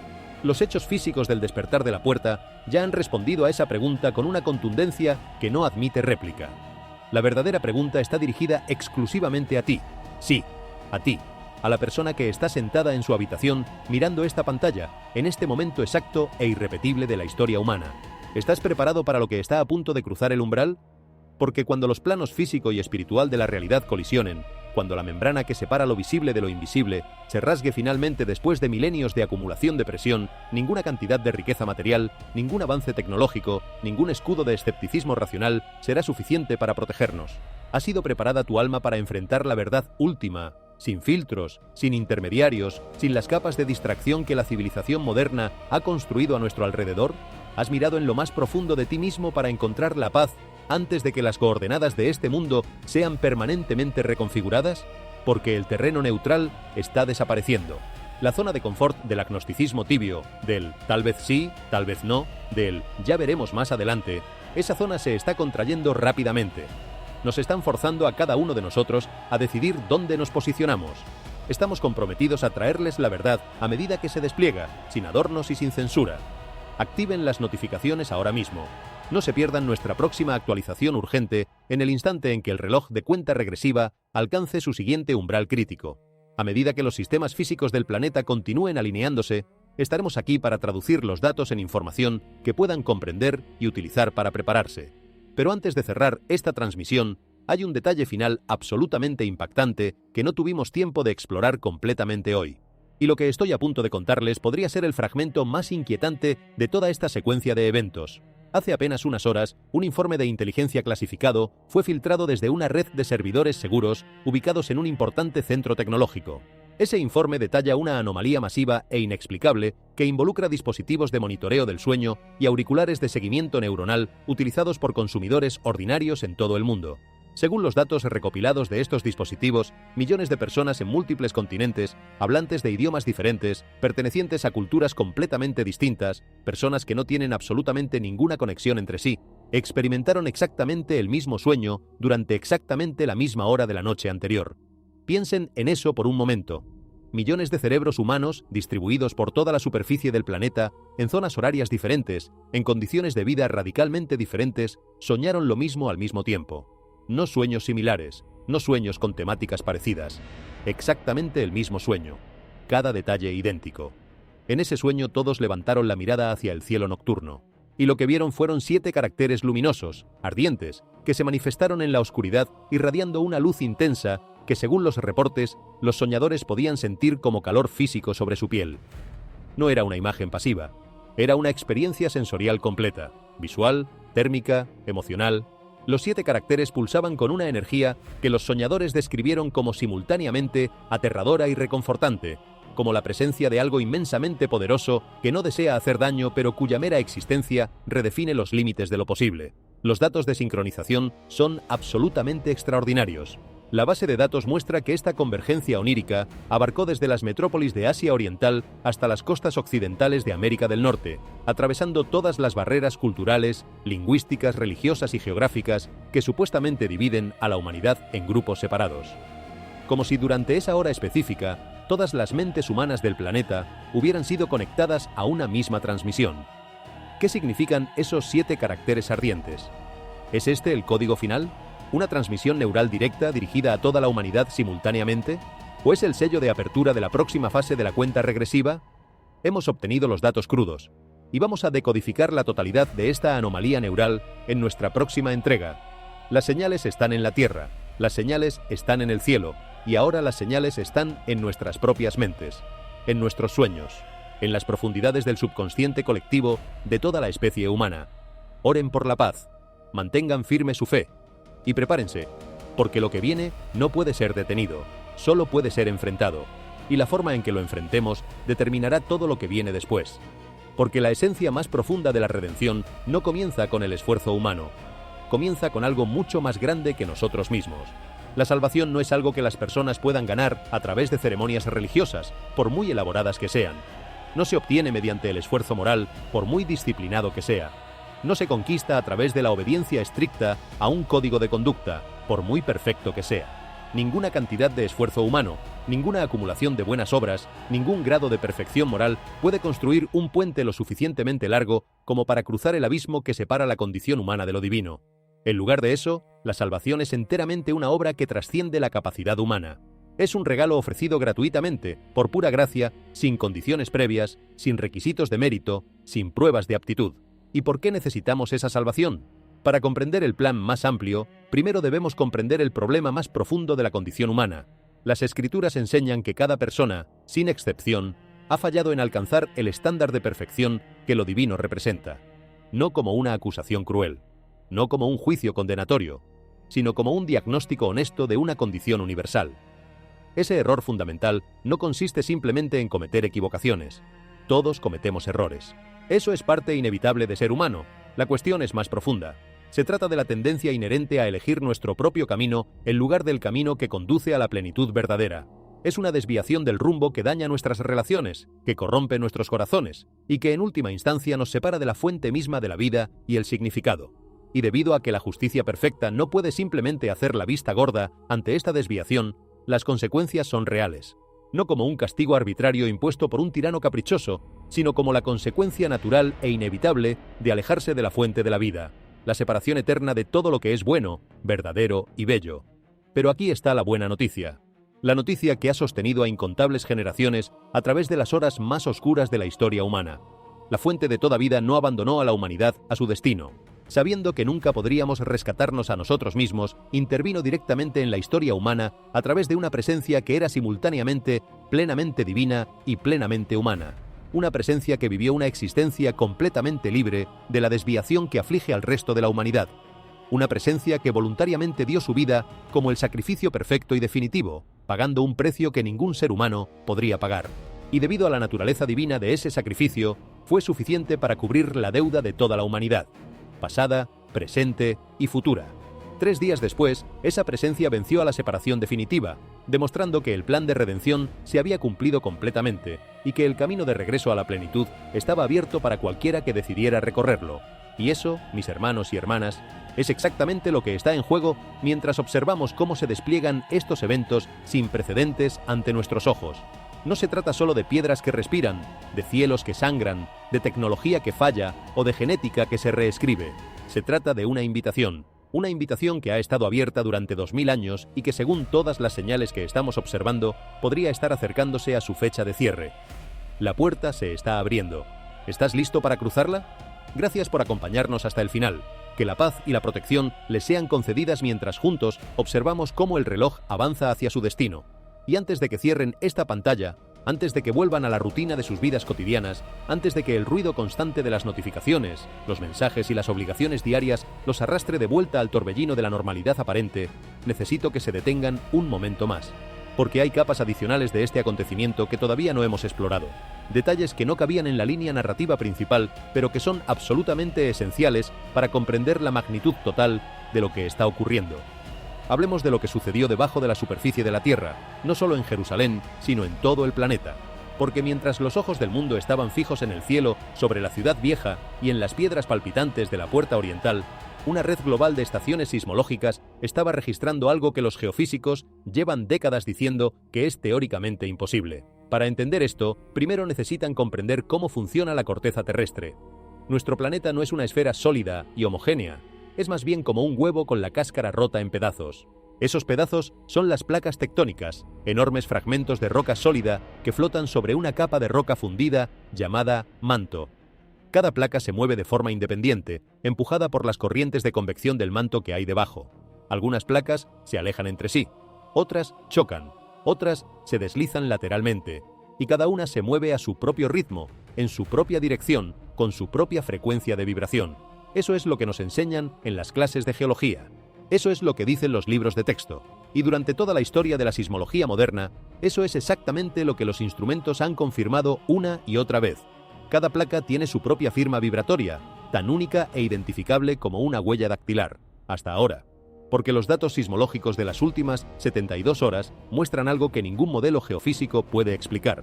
Las placas tectónicas del planeta, esas enormes masas de roca que se supone que se mueven de forma completamente independiente, han comenzado a vibrar en sincronía. No aproximadamente, no de forma similar, en sincronía exacta, la misma frecuencia, la misma amplitud, el mismo patrón rítmico. Desde la placa del Pacífico hasta la placa euroasiática, desde la placa africana hasta la placa sudamericana, todos los fragmentos de la corteza terrestre están vibrando al unísono como si fueran las cuerdas de un solo instrumento siendo tocadas por una sola mano. Y la frecuencia a la que vibran no es aleatoria, es exactamente la misma frecuencia que los sensores del Dr. Harrison captaron debajo de la puerta oriental, 72 pulsaciones por minuto. El planeta entero está latiendo al ritmo de un corazón humano, al ritmo del número sagrado que codifica el nombre impronunciable del Creador. Los geofísicos que descubrieron esta sincronización inicialmente asumieron que se trataba de un error instrumental. Contactaron a colegas en estaciones sismológicas de otros continentes para verificar si estaban experimentando el mismo fenómeno. La respuesta fue afirmativa en cada caso. Cada estación, en cada continente, en cada país, estaba registrando la misma frecuencia sincronizada. No había error instrumental, no había fallo de calibración. La Tierra misma estaba emitiendo un pulso unificado. Un geofísico veterano de una universidad nórdica, cuyo nombre no estamos autorizados a revelar, describió la situación con una metáfora que captura perfectamente su magnitud. Es como si toda la estructura geológica del planeta se hubiera convertido en un solo organismo y estuviera despertando de un sueño muy largo. Las placas ya no se comportan como fragmentos independientes de roca, se comportan como los órganos de un solo cuerpo que está cobrando conciencia de sí mismo. Ahora bien, la ciencia convencional tiene una objeción legítima a esta interpretación. Dirán que la sincronización sísmica puede ser producto de un terremoto masivo en las profundidades del manto que envía ondas sísmicas a través de todo el planeta, haciendo que todas las placas vibren temporalmente a la misma frecuencia. Es un fenómeno conocido como resonancia sísmica global y ha sido documentado en ocasiones anteriores después de terremotos extraordinariamente poderosos. Pero hay dos problemas críticos con esa explicación. Primero, la resonancia sísmica global después de un terremoto se disipa rápidamente. Las ondas pierden energía a medida que se propagan, y en cuestión de horas, o como máximo unos pocos días, las placas vuelven a sus patrones independientes normales. Lo que estamos observando no se está disipando, se está intensificando. La amplitud de las vibraciones sincronizadas aumenta con cada ciclo de medición. Segundo, y esto es lo verdaderamente desconcertante, no hubo ningún terremoto catastrófico que pudiera haber iniciado la resonancia. Los sismógrafos no registraron ningún evento sísmico de magnitud suficiente para generar ondas capaces de sincronizar todas las placas del planeta. La sincronización comenzó sin un disparador identificable, simplemente empezó, como si la Tierra hubiera tomado una decisión propia. Y hay un tercer dato que los geofísicos descubrieron cuando analizaron la dirección de propagación de las ondas sincronizadas. Normalmente las ondas sísmicas se propagan desde un epicentro hacia afuera en todas las direcciones, como las ondas concéntricas que se forman cuando se lanza una piedra a un estanque. Lo que están observando es lo contrario. Las ondas convergen. Se dirigen hacia un punto central desde todas las direcciones. Y cuando los científicos calcularon las coordenadas exactas de ese punto de convergencia, el resultado fue tan predecible como escalofriante. Las coordenadas corresponden, con una precisión de menos de 10 metros, a la ubicación exacta de la puerta oriental de Jerusalén. El planeta entero está vibrando hacia esa puerta, como si la Tierra misma supiera lo que está a punto de ocurrir y estuviera preparándose para ello. Pero dejemos la geología por un momento y hablemos de algo que afecta a cada persona que está escuchando estas palabras de una manera mucho más inmediata y personal. Hablemos de lo que le está sucediendo a la tecnología que utilizamos todos los días, porque los fenómenos anómalos no se han limitado a la geología, la meteorología y la biología. Han invadido el mundo digital con una ferocidad que tiene a los ingenieros de las principales empresas tecnológicas del mundo trabajando turnos de 24 horas sin encontrar explicaciones. En las últimas 48 horas, los centros de datos de las compañías tecnológicas más grandes del planeta han experimentado lo que los ingenieros están llamando internamente cascadas de coherencia anómala. Para explicar esto en términos comprensibles, necesitan entender que los sistemas de inteligencia artificial que manejan las infraestructuras digitales globales, desde las redes sociales hasta los mercados financieros, desde los sistemas de logística hasta las plataformas de comunicación, operan fundamentalmente mediante la generación de números aleatorios. La aleatoriedad es la base del funcionamiento computacional moderno. Los algoritmos de encriptación dependen de ella. Los modelos de predicción la utilizan como semilla. Los sistemas de seguridad la necesitan para generar claves que sean imposibles de adivinar. Pues bien, los generadores de números aleatorios de múltiples centros de datos en 3 continentes diferentes han dejado de producir números aleatorios. En su lugar, están produciendo secuencias repetitivas, patrones organizados, estructuras matemáticas que presentan una simetría que los matemáticos describen como imposible de generar mediante procesos estocásticos normales.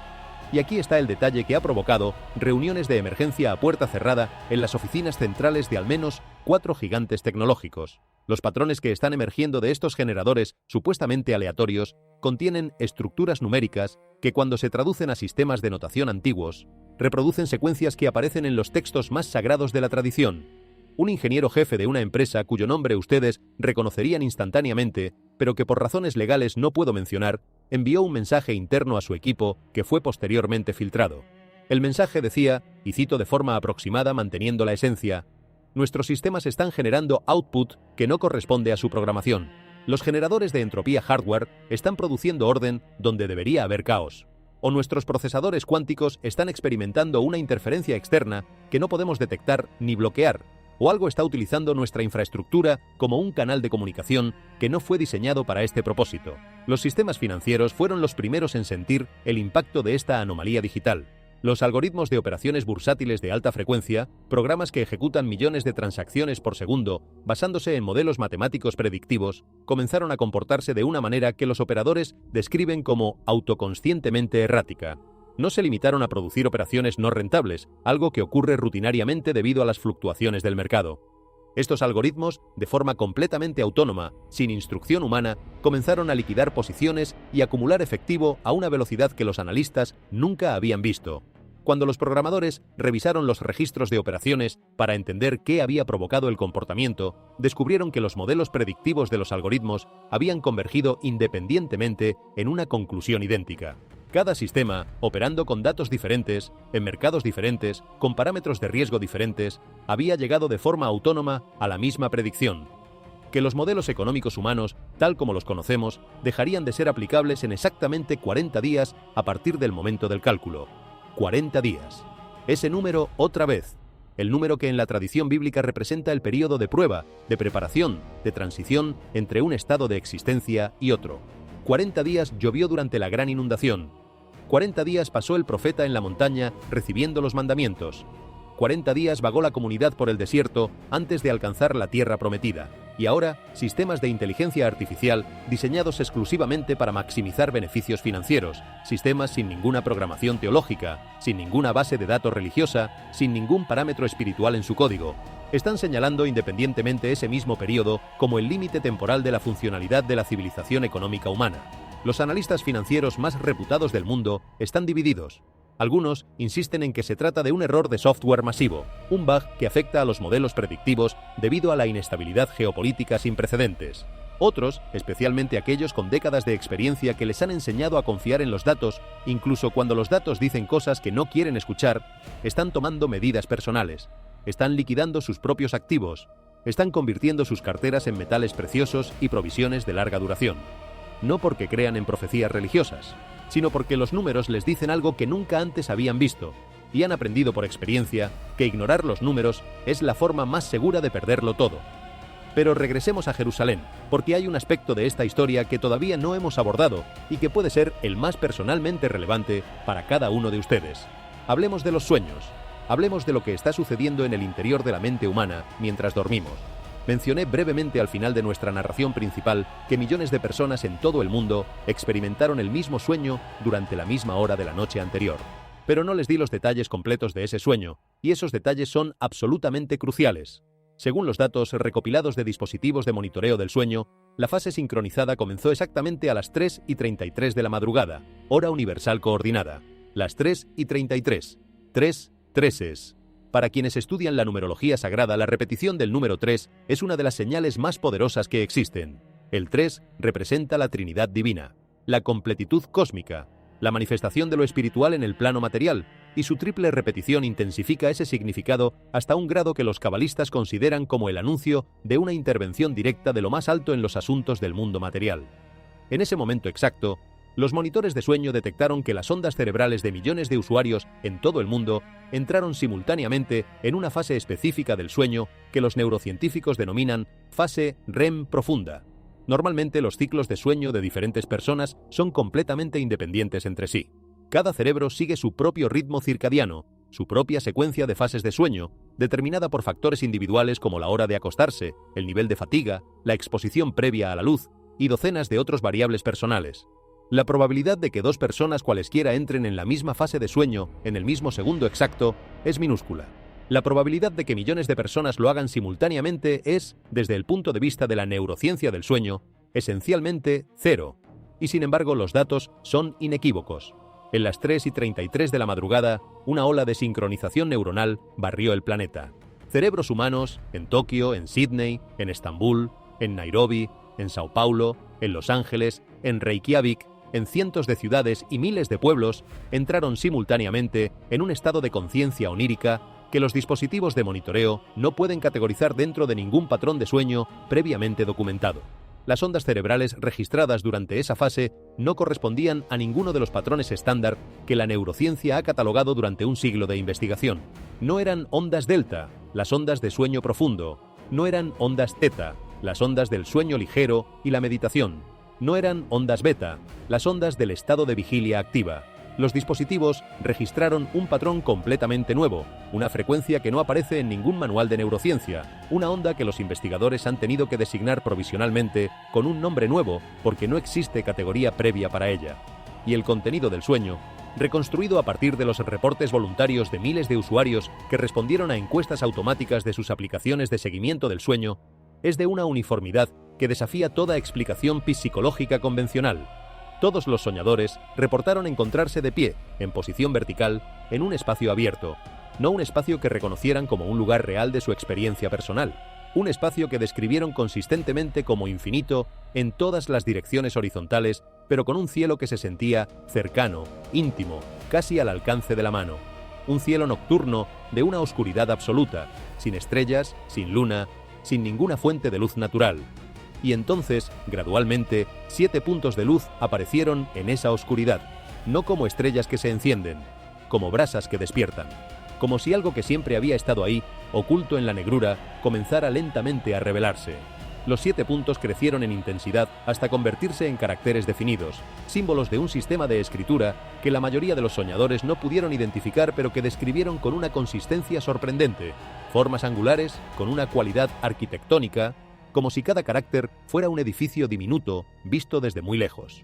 Los soñadores reportaron que estos caracteres no solo emitían luz, emitían calor, un calor que podían sentir en la piel de sus rostros y en las palmas de sus manos, un calor que describieron no como el calor de un fuego o del sol, sino como el calor de otra presencia viva, como el calor que se siente al acercar la mano al pecho de otro ser humano, un calor orgánico, personal, intencionado. Y aquí está el detalle que elevó este fenómeno de lo simplemente extraño a lo profundamente significativo. Los lingüistas que analizaron las descripciones de los caracteres, basándose en los dibujos que miles de soñadores realizaron de memoria al despertar, identificaron los símbolos como correspondientes a un sistema de escritura extremadamente antiguo. No el hebreo moderno, no el hebreo bíblico estándar, un protohebreo, una forma arcaica del alfabeto semítico que fue utilizada durante un periodo muy específico de la historia.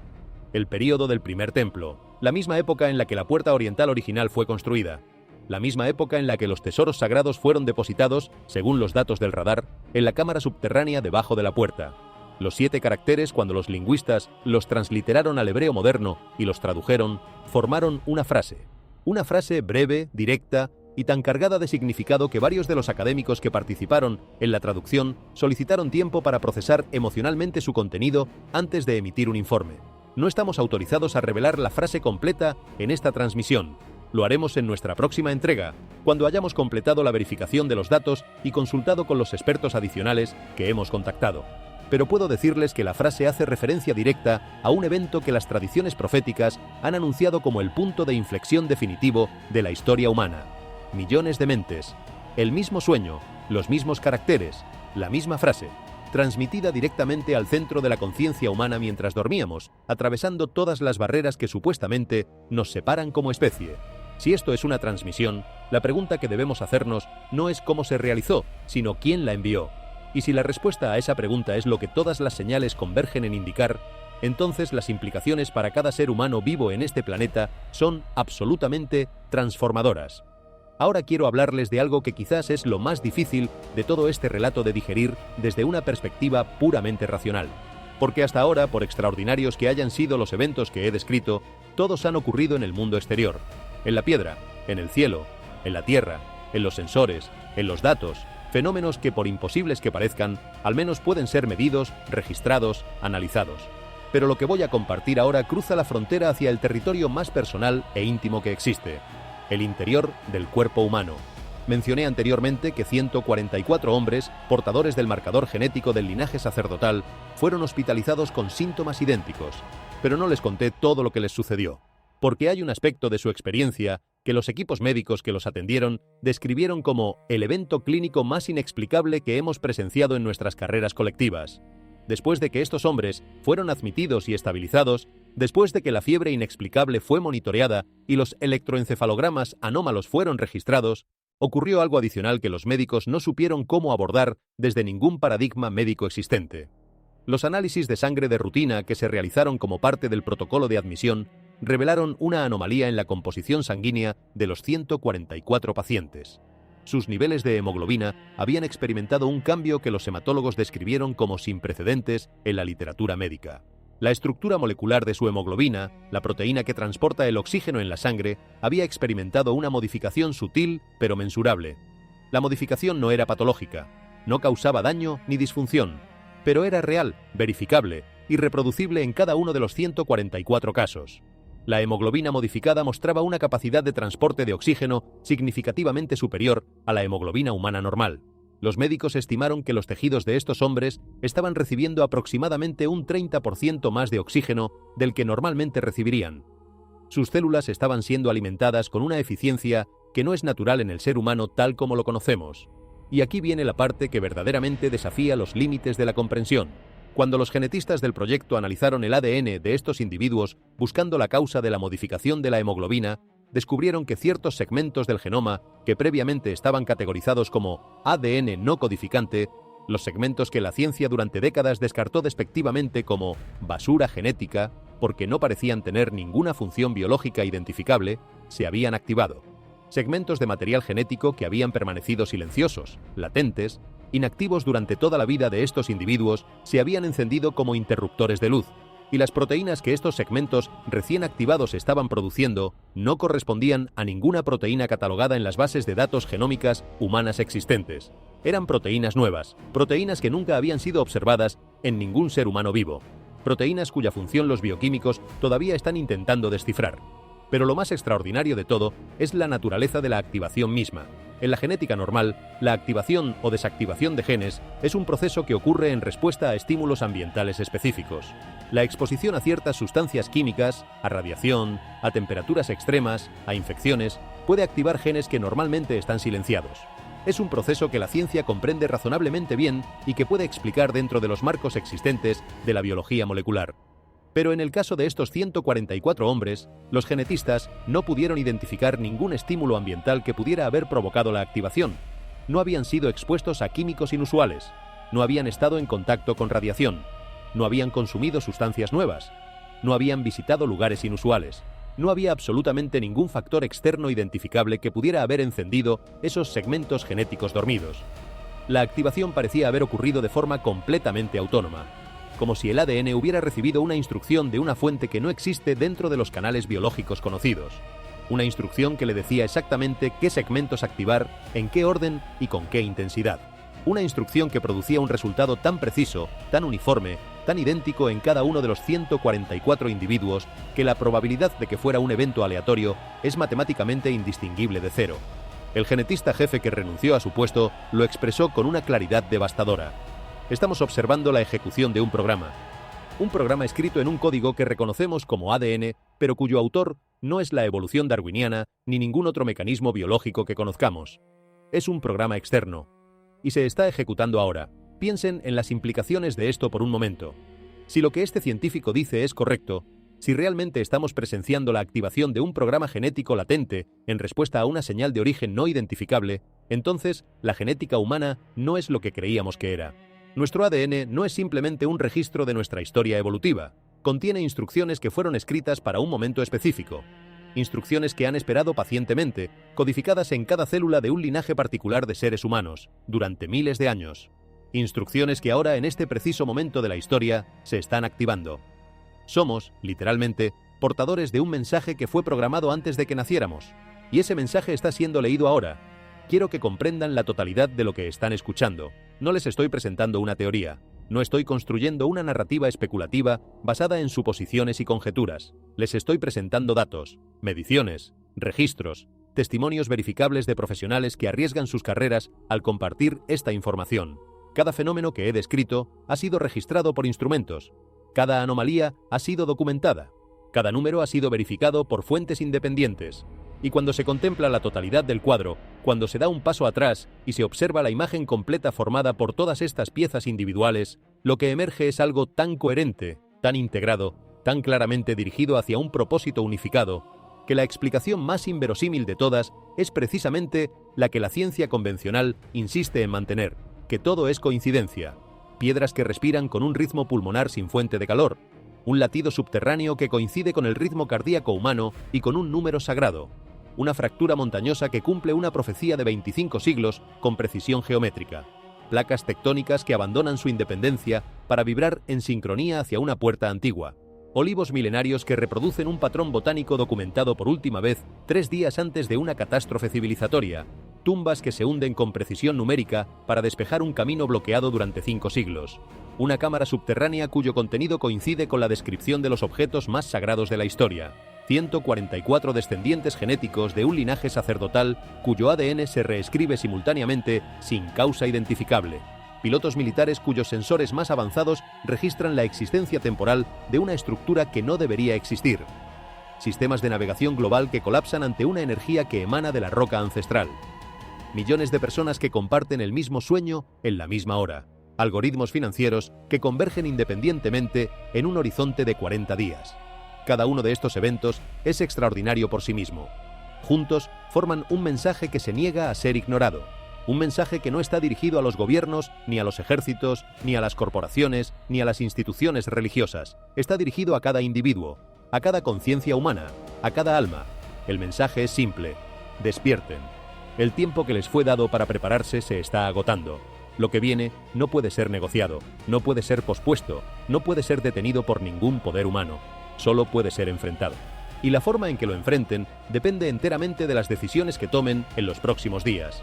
Miren a su alrededor. Miren el mundo tal como es en este momento. Las tensiones que están desgarrando el tejido de las relaciones internacionales. La polarización que está dividiendo a las sociedades en facciones irreconciliables. La sensación generalizada de que algo fundamental está cambiando, de que el suelo bajo nuestros pies ya no es tan sólido como solía ser, de que las certezas que nos sostenían se están disolviendo una por una. Esa sensación no es paranoia, no es ansiedad irracional, es intuición. Es el reconocimiento subconsciente de que la realidad misma está experimentando una transformación para la cual no existe precedente en la experiencia humana registrada. Y ahora, tras todo lo que hemos compartido, tras cada dato y cada testimonio y cada medición imposible, necesito cerrar con la reflexión más importante de todas. Porque en última instancia, nada de esto importa si no se traduce en una decisión personal. Los datos más extraordinarios del mundo son irrelevantes si no provocan una respuesta en el corazón de quien los escucha. La pregunta que cada uno de ustedes debe hacerse esta noche, cuando apaguen la pantalla y se queden solos con sus pensamientos, es esta: si todo lo que he descrito resulta ser exactamente lo que parece ser, si las profecías que fueron escritas hace milenios se están cumpliendo literalmente ante nuestros ojos, si la cuenta regresiva es real y el tiempo se agota, ¿qué van a hacer con esa información? ¿Van a seguir viviendo como si nada hubiera cambiado? ¿Van a volver mañana a la misma rutina, a las mismas preocupaciones triviales, a las mismas distracciones que llenan las horas sin alimentar el alma? ¿O van a detenerse por primera vez quizás en años y considerar seriamente la posibilidad de que este universo tiene un propósito, de que su vida tiene un significado que trasciende lo material, y de que hay una puerta abierta esperándolos que conduce a algo más grande, más profundo y más real que cualquier cosa que este mundo puede ofrecer? Esa puerta no es solo la puerta oriental de Jerusalén. Esa puerta es una metáfora de la decisión que cada ser humano enfrenta eventualmente. La decisión de seguir caminando en la dirección que siempre han caminado, o de girarse y tomar un camino diferente. Un camino que comienza con la humildad de reconocer que hay cosas más grandes que nosotros mismos, y que termina en un destino que las palabras humanas son incapaces de describir adecuadamente, pero que el corazón humano reconoce instantáneamente como el hogar que siempre ha buscado. Las señales están en la tierra. Los sismógrafos las registran. Las señales están en el cielo. Los satélites las capturan. Las señales están en nuestra sangre. Los laboratorios las confirman. Las señales están en nuestros sueños. Los dispositivos las documentan. Y la señal más importante de todas está en su corazón, latiendo ahora mismo, 72 veces por minuto, a la misma frecuencia que la puerta, a la misma frecuencia que el planeta, a la misma frecuencia que el nombre sagrado. Ustedes no están separados de este evento, son parte de él. Cada latido de su corazón los conecta con el pulso que está sacudiendo los cimientos del mundo. La pregunta no es si están involucrados. La pregunta es si están preparados. Oren por la paz de todos los pueblos. Mantengan firme su esperanza. Cuiden a quienes los rodean. Y prepárense porque los próximos 40 días van a redefinir todo lo que creíamos saber sobre la realidad que habitamos. Nos veremos en la próxima entrega, donde decodificaremos el mensaje completo de los 7 caracteres ardientes y revelaremos las coordenadas exactas que los 144 hombres del linaje recibieron en su visión compartida. Que la gracia y la protección cubran a cada uno de ustedes en estos días decisivos. Y recuerden, no llegaron aquí por casualidad, fueron guiados, y si fueron guiados hasta aquí es porque tienen un papel que desempeñar en lo que viene. No desperdicien esa oportunidad. Hasta la próxima. El reloj sigue corriendo.